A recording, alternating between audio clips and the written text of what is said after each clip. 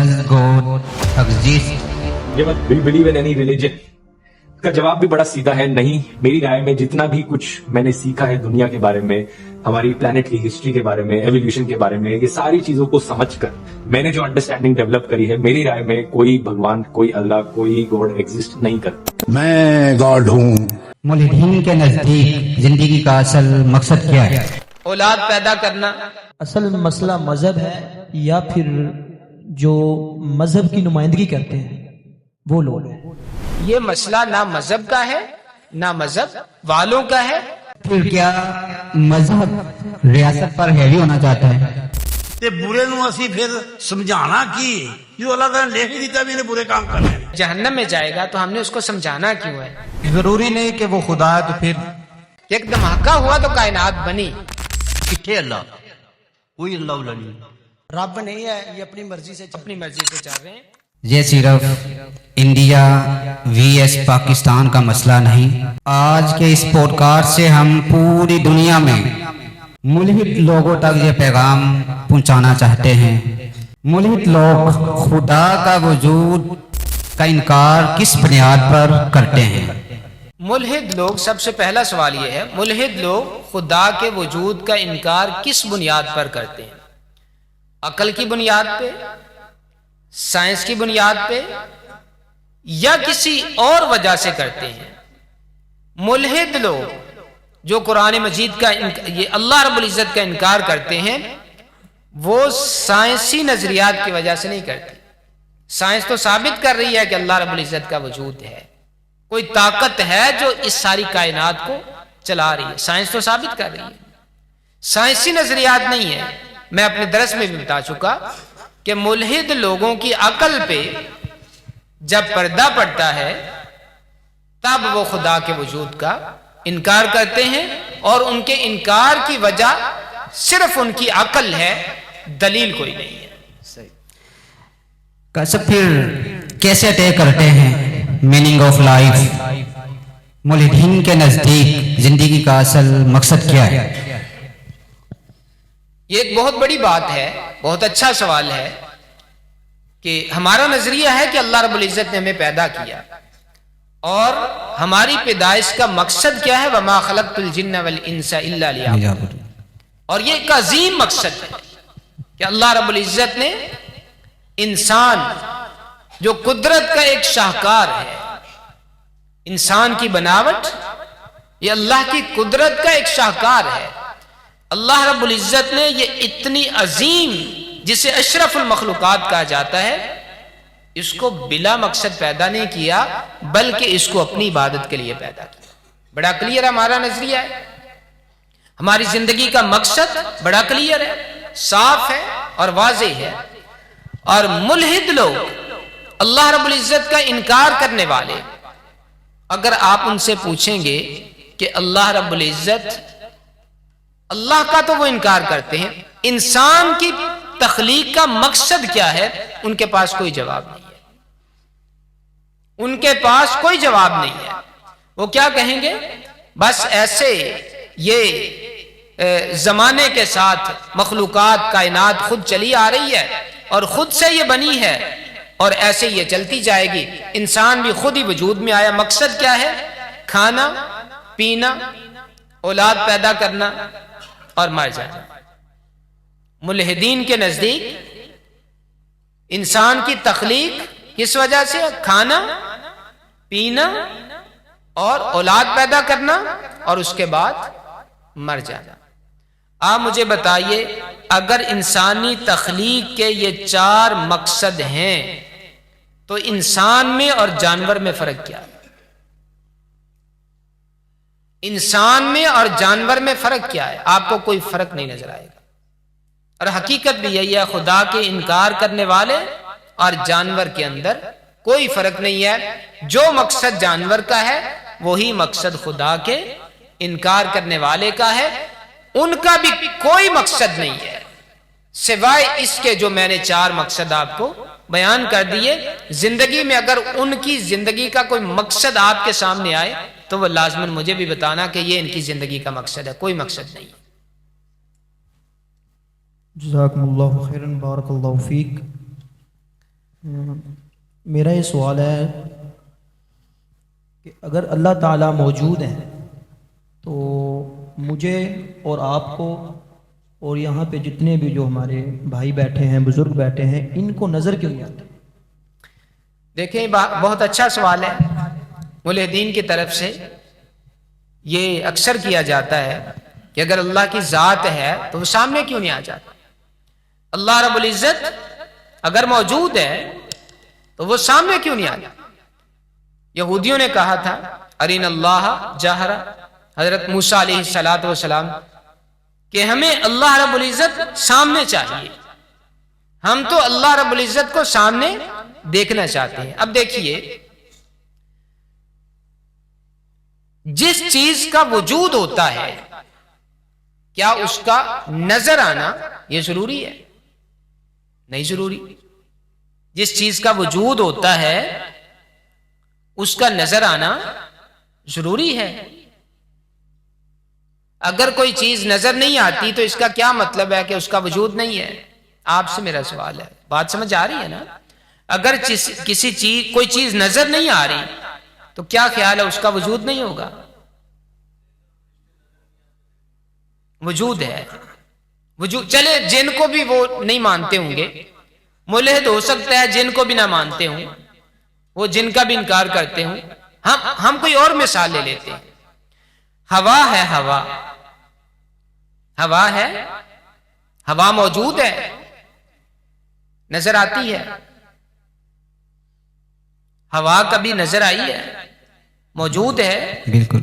اس کا مطلب یہ ہے کہ یہ ضروری نہیں ہے جو چیز موجود ہے وہ نظر بھی آئے، یہ ضروری نہیں ہے۔ اللہ رب العزت کا سامنے آنا، ہماری آنکھیں اس قابل نہیں ہے، ان میں اتنی طاقت نہیں ہے کہ اللہ رب العزت کو ہم دیکھ سکیں۔ اب دیکھیں، کوئی انسان کہہ سکتا ہے کہ کیوں نہیں دیکھ سکتے ہم؟ کیوں نہیں دیکھ سکتے؟ ہماری آنکھیں اللہ رب العزت کو کیوں نہیں دیکھ سکتی؟ ہماری آنکھوں کے اندر اتنی بھی طاقت نہیں ہوتی کہ ہمارے ہاتھ پہ زندہ چیزیں موجود ہوتی ہیں ان کو دیکھ سکے۔ ہمارے ہاتھ کے اوپر زندہ چیزیں موجود ہوتی ہیں، ہماری باڈی کے اوپر زندہ چیزیں موجود ہوتی ہیں، ہماری آنکھ دیکھ سکتی ہے۔ یہ جراثیم جو ہوتے ہیں، بیکٹیریا جو ہوتے ہیں، بیکٹیریا ہیں، بالکل ہے، بیکٹیریا ہے نا؟ بالکل۔ آپ جو دہی کھا رہے ہوتے ہیں، اگر آپ اس کو وہ کاربین کے ساتھ دیکھ کے پھر کھائیں تو میرا حال زندگی میں کبھی دہی کھائیں گے۔ اس کے اندر اتنے زندہ وہ بیکٹیریا ہوتے ہیں، نظر آ رہے ہوتے ہیں۔ آپ کی آنکھ دیکھ سکتی ہے؟ نہیں۔ جو آنکھ بیکٹیریا کو نہیں دیکھ سکتی وہ اللہ کو دیکھنا چاہتی ہے۔ جس آنکھ کے اندر اتنی طاقت نہیں کہ اپنی چھنی کے اندر پڑی جو دہی ہے اس کے اندر دیکھ سکے، وہ اللہ رب العزت کو دیکھنا چاہتی ہے۔ اللہ رب العزت کی ذات بہت عظیم ہے۔ دوسری بات یہ ہے کہ اللہ رب العزت کا سامنے آنا یہ کوئی ضروری بھی نہیں ہے۔ اللہ رب العزت نے اپنے رسول بھیجے ہیں، اللہ رب العزت نے اپنی کتابیں بھیجی ہیں۔ جیسے میں نے اپنے درس میں بھی بتایا کہ اللہ رب العزت کے وجود کو سمجھنے کے لیے دلائل موجود ہیں، دلائل مانگ سکتے ہیں۔ وہ ملحد دلائل مانگ سکتے ہیں کہ دلیل کیا ہے، لیکن یہ تو کوئی بات نہیں ہے کہ اگر اللہ موجود ہے تو وہ نظر کیوں نہیں آ رہا، اللہ موجود ہے تو وہ سامنے کیوں نہیں آ رہا۔ میں کہتا ہوں ہوا موجود ہے، وہ نظر کیوں نہیں آ رہی؟ بیکٹیریا موجود ہیں، وہ آپ دیکھ کیوں نہیں رہے؟ اس وجہ سے یہ کوئی ضروری نہیں ہے کہ جس کا وجود ہے وہ نظر بھی آئے یا سامنے آئے۔ بارک اللہ فی علمک وعملک۔ میرا دوسرا سوال یہ ہے کہ اصل مسئلہ مذہب ہے یا پھر جو مذہب کی نمائندگی کرتے ہیں وہ لوگ ہیں؟ دیکھیں، اللہ رب العزت کی ذات پہ اگر ہم بات کریں تو اللہ رب العزت کے وجود کا انکار کرنا نہ اس کے پیچھے مذہب کا مسئلہ ہے نہ مذہب والوں کا مسئلہ ہے۔ نہ مذہب یہ کہتا ہے کہ اللہ رب العزت کا انکار کرو، نہ مذہب والے یہ کہتے ہیں کہ اللہ رب العزت کا انکار کرو. اس وجہ سے یہ مسئلہ نہ مذہب کا ہے نہ مذہب والوں کا ہے. اللہ رب العزت کے وجود کا انکار کرنا یہ مسئلہ ملحدین کا ہے, یہ منکرین کا ہے. اچھا کشف, پھر کیا مذہب ریاست پر ہیوی ہونا چاہتا ہے؟ دیکھیں مذہب جو ہے یہ کیا ہے؟ یہ انسان کو انسانیت سکھاتا ہے. مذہب کیا کرتا ہے؟ انسان کو انسانیت سکھاتا ہے. مذہب آپ سے کیا مانگتا ہے؟ مذہب لوگوں سے کیا مانگتا ہے؟ مذہب کیا کرتا ہے؟ آپ کو صرف جینے کا طریقہ سکھاتا ہے. مذہب کا یہ مقصد نہیں ہے کہ وہ ریاست کے اوپر ہیوی ہو. مذہب کا یہ مقصد نہیں ہے فنڈ اکٹھا کیا جائے. مذہب کا یہ مقصد نہیں ہے کہ کسی کو جو ہے نا وہ ڈیگریڈ کیا جائے. مذہب کا یہ مقصد ہے لا اکراہ فی الدین. کبھی دین اسلام نے یہ کہا کہ زبردستی اس کے اندر آ جاؤ, نہیں ایسا کہتا. اگر کوئی امن سکون کے ساتھ زندگی گزارنا چاہتا ہے, مذہب نہیں کہتا کہ تم اس کو مارو, تم اس کے خلاف لڑائی کرو. مذہب نہیں کہتا. مذہب ریاست کے اوپر ہیوی نہیں ہونا چاہتا. مذہب صرف کیا کرتا ہے, دین اسلام کیا کرتا ہے, یہ صرف آپ کو انسانیت سکھاتا ہے. اور اللہ رب العزت نے یہ دین بنایا بھی اس لیے ہے لنخرج العباد من عبادت العباد الى عبادت رب العباد. لوگوں کو لوگوں کی غلامی سے نکال کے اللہ کا غلام بنا دیا جائے. اللہ تعالیٰ سب کچھ جانتے ہیں, تو انسان کے امتحان کا مقصد کیا ہے؟ اللہ تعالیٰ سب کچھ جانتے بھی ہیں, پھر لوگوں کو جو ہے نا امتحان میں یا ان کو آزمایا جاتا ہے. بالکل. تو اس کا کیا مقصد ہے؟ دیکھیں یہ تقدیر کا سوال ہے بیسیکلی, کہ اللہ رب العزت کو ہر بات کا علم ہے. یہ تقدیر ہے کہ اگر اللہ رب العزت ہر چیز کو جانتے ہیں پھر امتحان کیوں ہے؟ ٹیچر کو پتا ہوتا ہے میری کلاس میں یہ بچے فیل ہو جائیں گے, پھر ٹیچر ان کو پیپر میں کیوں بٹھاتا ہے؟ ٹیچر ان کو پیپر میں کیوں بٹھاتا ہے؟ اللہ رب العزت کا علم ہے کامل. اللہ رب العزت نے مجھے پیدا کیا, آپ کو پیدا کیا, ملحدین کو پیدا کیا, یہودیوں عیسائیوں کو پیدا, ہر ایک کو پیدا کیا. اللہ رب العزت کا علم اتنا کامل ہے کہ ہم جو سابقہ گزر چکا ہوتا ہے کچھ نہ کچھ اس کے بارے میں جانتے ہوتے ہیں, سارا وہ بھی نہیں ہمیں پتا ہوتا. مستقبل میں کیا ہونا ہے یہ سوائے اللہ کے کوئی نہیں جانتا. لیکن اللہ رب العزت کا علم اتنا کامل ہے, اتنا کامل ہے کہ اللہ رب العزت مستقبل کو بھی جانتا ہے. یہ بندہ بڑا ہو کے کیا کرے گا, اس کے اعمال کیسے کیسے ہوں گے, بالآخر یہ کیا کرے گا. اللہ رب العزت نے اپنے کامل علم کے ساتھ لکھ دیا کہ یہ بندہ جنت میں جائے گا, یہ جہنم میں جائے گا. یہ تقدیر کا سوال ہے بیسیکلی. اب اس میں کوئی بندہ یہ کہے کہ اگر پہلے سے لکھا ہوا ہے کہ یہ جنت میں جائے گا, یہ جہنم میں جائے گا, تو پھر تو تقدیر کا قصور ہے, ہمارا تو قصور ہی کوئی نہیں, کیونکہ ہمارے بارے میں تو پہلے لکھا ہوا کہ ہم جہنم میں جائیں گے یا جنت میں جائیں گے. تو ہمارے عمل کا جو ہے نا, اس بات کو سمجھنے کے لیے ویسے بات لمبی ہو جائے گی, لیکن میں آپ کو مختصراً تقدیر کے حوالے سے بتا دوں کہ ایک ٹیچر وہ اپنے اسٹوڈنٹ کو پڑھا رہا ہے, اپنے اسٹوڈنٹ کو 10th کلاس کو وہ پڑھا رہا ہے. اب جب سال کا آخر ہوا, اس نے سارا سال پڑھایا, پڑھانے کے بعد اس نے کلاس کے اندر کسی دوسرے اسٹوڈنٹ کو کہا کہ یہ جو 3 بچے ہیں نا یہ فیل ہو جائیں گے, یہ فیل ہو جائیں گے. انہوں نے پیپر دیا, رزلٹ آیا, وہ واقعتاً فیل ہو گئے, وہ واقعتاً فیل ہو گئے. اب آپ مجھے بتائیے, ٹیچر نے تو پہلے کہہ دیا تھا کہ یہ فیل ہوں گے, ٹیچر کا قصور ہے کوئی؟ جو ٹیچر نے پہلے بتا دیا کہ یہ فیل ہو جائیں گے, کیوں فیل ہوں گے؟ اپنے کرتوتوں کی وجہ سے. انہوں نے پڑھا نہیں ہے, ٹیچر کا تجربہ ہے, وہ سالہ سال سے پڑھا رہا ہے. اب جو ٹیچر نے پہلے بتا دیا اس میں ٹیچر کا قصور کوئی نہیں ہے. یہی تقدیر ہے کہ اللہ رب العزت نے پہلے سے لکھ دیا ہے کہ نکمے بندے نے جہنم سے جانا, انہوں نے نماز کوئی نہیں پڑھی.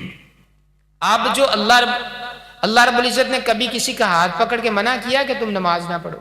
پڑھو نماز. اللہ رب العزت نے نیکی کرنے سے منع کیا؟ نہیں کیا. کرو نیکی. تو اللہ رب العزت نے جو لکھا ہے، لکھے کا قصور نہیں ہے، جو ہم نے کرنا تھا اللہ رب العزت نے وہ لکھا. جملہ ایک ہے، اس کو سمجھ لیں. جو لکھا ہے اللہ رب العزت نے، یہ نہیں ہے کہ جو لکھ دیا گیا ہم نے وہ کرنا ہے، یہ نہیں ہے، بلکہ جو ہم نے کرنا تھا وہ اللہ رب العزت نے پہلے سے لکھ دیا.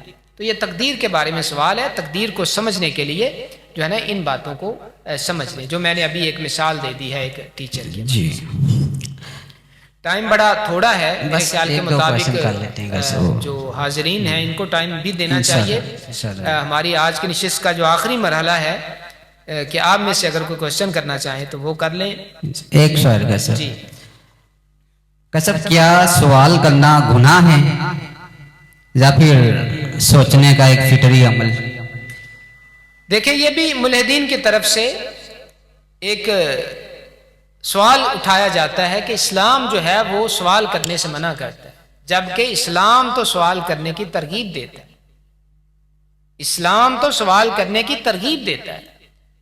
قرآن مجید آپ پڑھیں، آپ کو کئی ایک مقامات پہ یہ لفظ نظر آئے گا، وَيَسْأَلُونَكَ عَنِ الْأَنْفَالِ وَيَسْأَلُونَكَ عَنِ الْيَتَامَى، وہ آپ سے یتیموں کے بارے میں پوچھتے ہیں، وہ آپ سے جو ہے نا انفال کے بارے میں پوچھتے ہیں. وَيَسْأَلُونَكَ عَنِ الْمَحِيضِ، کتنے سارے الفاظ آپ کو قرآن مجید میں یہ ملیں گے، وہ آپ سے سوال کرتے ہیں، وہ آپ سے سوال کرتے ہیں. اسلام تو ترغیب دیتا ہے، سیکھنا چاہیے، سوال کرنا چاہیے. فَاسْأَلُوا أَهْلَ الذِّكْرِ إِن كُنتُمْ لَا تَعْلَمُونَ، تمہیں پتہ نہیں ہے تو اہل علم سے پوچھ لیا کرو. اسلام نے کبھی بھی سوال سے منع نہیں کیا. اسلام کہتا ہے کہ سوال کرو، سوال کی ترغیب دیتا ہے اسلام. اب یہ سوال جو ہے نا کہ یہ کائنات جو ہے یہ کب سے ہے، یہ سوال کہ اللہ رب العزت کی ذات کب سے ہے، یہ دو سوال ہیں. اللہ رب العزت کی ذات کب سے ہے، ہم یہ جواب دیتے ہیں کہ اللہ رب العزت کی ذات ہمیشہ سے ہے اور ہمیشہ رہے گی. ہمارا یہ جو ہے نا وہ سوال، یہ جواب ملحدین نہیں مانتے. ٹھیک ہے، نہیں مانتے، کوئی بات نہیں ہے، ان کی مرضی ہے، وہ ہمارے جواب کو مانے نہ مانے. اب ہم ان سے سوال کرتے ہیں، ہم ان سے سوال کرتے ہیں کہ تم یہ بتاؤ کہ یہ کائنات کب سے ہے. وہ کہتے ہیں ہمیشہ سے ہے. وہ کہتے ہیں یہی جواب جب ہم دیتے ہیں تو وہ غلط ہوتا ہے، وہی سوال جب ان سے کائنات کے بارے میں کیا جاتا ہے تو وہ صحیح ہو جاتا ہے. بات سمجھ آئی ہے نا؟ جب اللہ رب العزت کے بارے میں وہ ہم سے پوچھتے ہیں کہ کب سے، ہم کیا جواب دیتے ہیں کہ اللہ رب العزت ہمیشہ سے. یہی سوال جب ان سے کیا جاتا ہے کہ یہ کائنات کب سے ہے، وہ کیا جواب دیتے ہیں؟ وہ کیا جواب دیتے ہیں؟ یہ کائنات ہمیشہ سے اور ہمیشہ رہے گی. اس کا مطلب یہ ہے کہ ایک ہی جواب اگر وہ دیں تو وہ ٹھیک ہے اور ہم دیں تو وہ ٹھیک نہیں ہے. تو سوال کرنا چاہیے، سوال کی اسلام نے ترغیب دی ہے، لیکن فضول سوال، بیجا سوال اور غلط سوال جو انسان کی عقل سے بالا ہو، وہ سوال، اس سے تو ایک ٹیچر بھی منع کر دیتا ہے. ایسا ہی ہے نا؟ اس سے تو ایک ٹیچر بھی منع کر دیتا ہے، یار یہ کوئی سوال ہے، یہ کوئی سوال ہے، یا نہیں کرتا. تو اسلام نے ایسے سوالوں سے منع کیا جو فضول ہیں، جن کی ضرورت نہیں ہے، جو لاجیکل نہیں ہے، انسان کی عقل سے جو ہے نا وہ بالا سوال ہے. اسلام اس طرح کے سوالوں کی حوصلہ افزائی نہیں کرتا. جو صحیح سوال ہے آپ کریں، اسلام اس کی حوصلہ افزائی کرتا ہے. ہمارے پاس آخری 13 منٹ باقی ہیں، تو اب جو ہے نا حاضرین کو موقع دیتے ہیں. آپ میں سے اگر کوئی سوال کرنا چاہے، صرف وجود باری تعالیٰ پہ آپ سوال کر سکتے ہیں، کھڑے ہو کے سوال کریں گے. اور سب شروع میں پڑھایا جاتا تھا بچوں کو کہ دی نالج کی بک میں بھی کہ اللہ تعالیٰ کہاں موجود ہے، تو ٹیچر نے یہ سکھایا کہ اللہ تعالیٰ ہر جگہ موجود ہے. تو پچھلے ہمارے درس میں ڈاکٹر مطیع اللہ باجوہ صاحب نے یہ بتایا کہ اللہ تعالیٰ اپنے عرش عظیم پہ موجود ہے. وہ اس کی شان کے لائق ہی نہیں ہے کہ وہ کہیں اور موجود ہو. تو جب ہم اکیلے ہوتے ہیں، تنہا ہوتے ہیں، تو یہ کہا جاتا ہے کہ اللہ تعالیٰ آپ کی شارک کے بھی زیادہ قریب ہے. تو ہم کیا سمجھیں کہ اللہ تعالیٰ عرش عظیم پہ مالک ہے کہ وہ ہماری ہر بات بھی سن رہا ہے؟ یہ بٹی صاحب نے بہت اچھا سوال کیا ہے.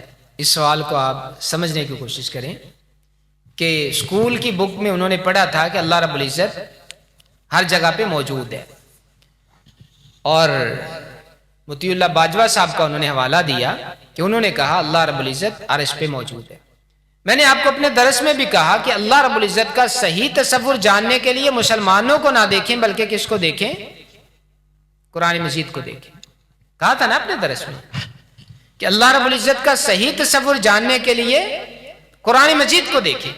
اب قرآن مجید نے کہا الرحمن علی العرش استوى، اللہ رب العزت کی ذات گرامی عرش پر مستوی ہے.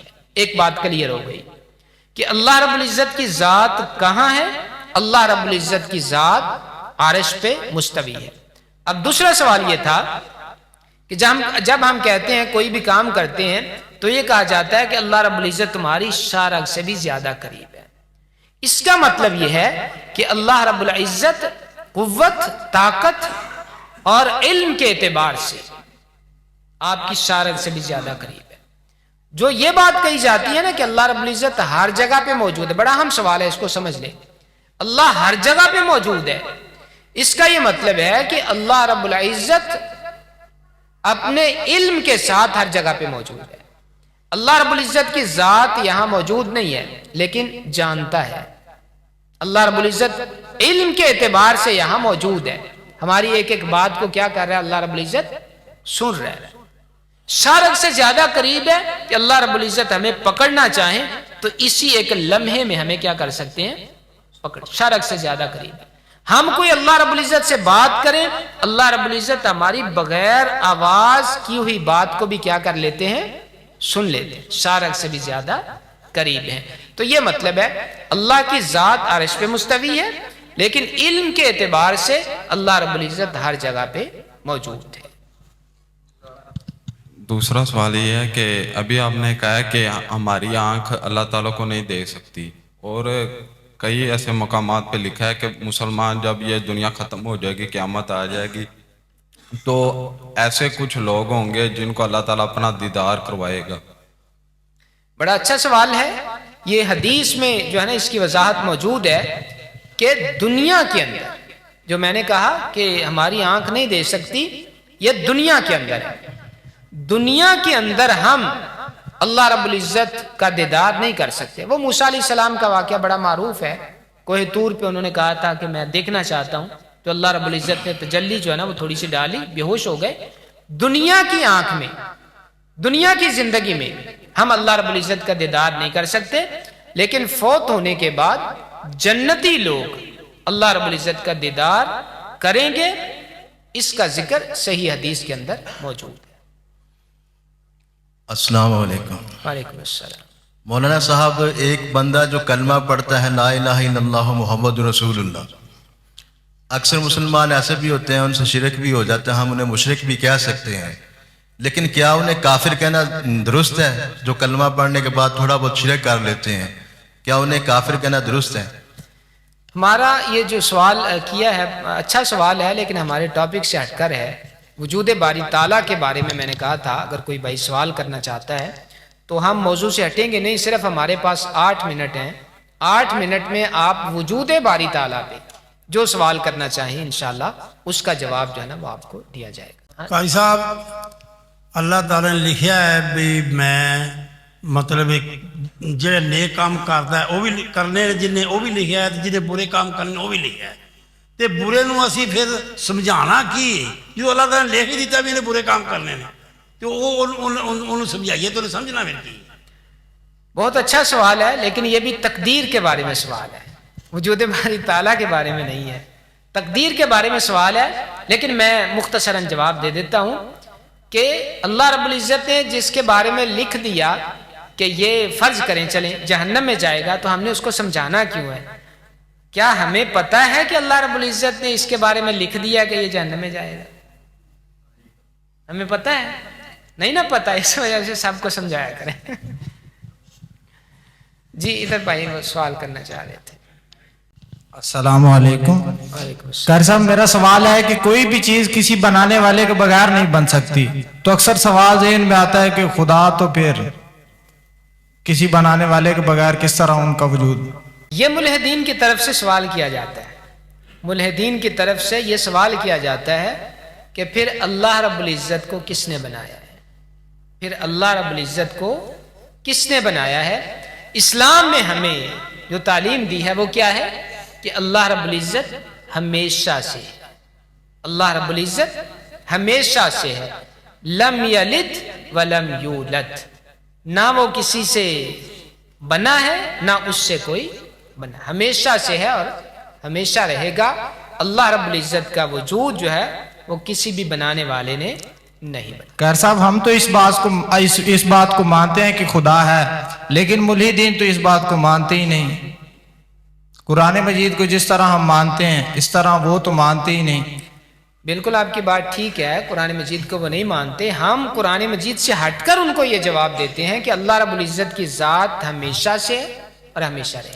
سر وہ کہیں کہ ضروری نہیں کہ وہ خدا ہے، تو پھر وہ کوئی اور بھی چیز ہو سکتی ہے۔ ہم تو مسلمان ہیں نا، سر ہم کہتے ہیں بھی وہ تو اللہ تعالیٰ ہے، لیکن ان کے علاوہ بھی تو کوئی چیز ہو سکتی ہے۔ ہم ان سے پوچھیں گے کہ وہ ہمیں بتاؤ کہ وہ کون سی وہ کیا چیز ہے۔ ان کا عقیدہ ہو سکتا ہے کوئی بھی، جیسے کسی چیز کے بارے میں ہوگا نا۔ دیکھیں میری بات سنیں، وہ جو ملحدین ہیں، منکرین ہیں، وہ بھی کسی جگہ پہ جا کے وہ بھی رکتے ہیں، جیسے ہم خدا کی ذات پہ جا کے سٹاپ کرتے ہیں، کسی جگہ پہ جا کے وہ بھی رکتے ہیں۔ مثال کے طور پہ ان سے جب یہ پوچھا جاتا ہے کہ یہ کائنات کیسے بنی، تو وہ کیا کہتے ہیں؟ یہ پہلے کائنات نہیں تھی نا، پہلے کائنات نہیں تھی، اللہ رب العزت ہے نہیں، ان کے عقیدے کے مطابق، نعوذ باللہ، اللہ رب العزت ہے نہیں، کائنات پہلے نہیں تھی، تو اب بتاؤ پھر یہ کیسے وجود میں آئی؟ وہ کیا کہتے ہیں؟ ایک دھماکہ ہوا، بگ بینگ، دھماکہ ہوا۔ قرآن مجید نے اس کا بھی ذکر کیا ہے۔ وہ تو دین اسلام میں منع ہے نا، وہ تو دین کو مانتے ہی نہیں، اس وجہ سے ہم نے ان سے دین منع ہے۔ اب دیکھیں یہاں جا کے وہ بھی رک گئے نا کہ ایک دھماکہ ہوا تو کائنات بنی، تو ہم ان سے پوچھ سکتے ہیں کہ پہلے کیا تھا، دھماکے سے پہلے کیا تھا، پھر کیا؟ کسی جگہ پہ تو رکیں گے وہ جا کے کہ نہیں رکیں گے؟ رکنا پڑے گا ان کو۔ تو ہم بھی اللہ رب العزت کی ذات پہ رکتے ہیں کہ اللہ رب العزت کی ذات ہمیشہ۔ ہاں اگر کوئی ملحد یہ کہے کہ نہیں میں ہر بات کا جواب دیے جاؤں گا، میں کسی جگہ پہ جا کے سٹاپ نہیں کروں گا، پھر ٹھیک ہے، لیکن ایسا کوئی ملحد دنیا میں نہیں ہے کہ جو کسی جگہ پہ جا کے سٹاپ نہ کرے، وہ رکے گا۔ اس کو کس نے بنایا، اس کو کس نے بنایا، کیسے بنی، کیسے بنی، آگے جا کے اس کو سٹاپ کرنا پڑے گا۔ ٹھیک ہے؟ ہاں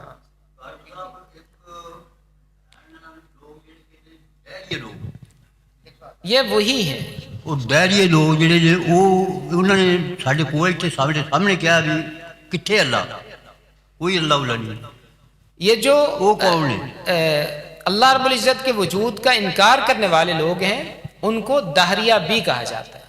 دائریت کوئی مذہب ہے یا کوئی فرقہ ہے یا یہی ہے جو اللہ رب العزت کا انکار کرنے والے ہیں، ان کو ہی دہریہ کہا جاتا ہے، ان کو ہی جو ہے نا یہ منکرین خدا کہا جاتا ہے، یہی دہریہ ہے۔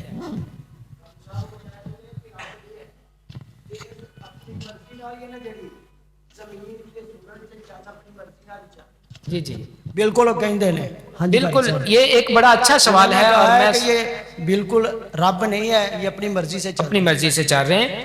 دیکھیں یہ آخری سوال ہے کیونکہ ٹائم ختم ہو رہا ہے، اس کے بعد جو ہے نا وہ جو ہے بندوبست وہ لے کے آئیں ان کے لیے۔